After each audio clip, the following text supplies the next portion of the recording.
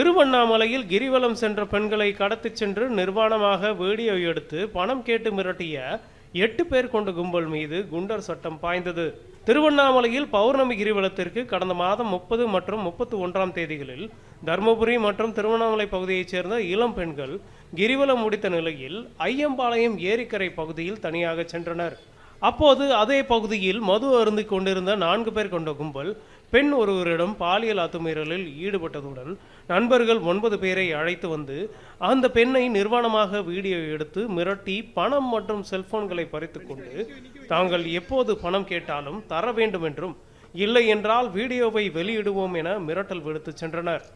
இந்த சம்பவத்தில் திருவண்ணாமலை நகர போலீசார் ஏற்கனவே 8 பேரை கைது செய்து வேலூர் சிறையில் அடைத்த நிலையில் பாலியல் அத்துமீறலில் ஈடுபட்ட ஆடையூரைச் சேர்ந்த வாசு என்கின்ற வாசுதேவன், பெரியபாளையப்பட்டு ஆகாஷ், அஸ்வநாதசுரனை அப்பு, லேலே என்கின்ற ஹரிஹரன், சர்மா, சேந்தமங்கலம் அருண்குமார், திருவண்ணாமலை சிவகணேசன் என்கின்ற சூர்யா, விண்ணவனூர் துரை என்கின்ற அருள் பாண்டியன் ஆகியோர் தற்போது குண்டர் தடுப்புச் சட்டத்தில் கைது செய்யப்பட்டுள்ளனர்.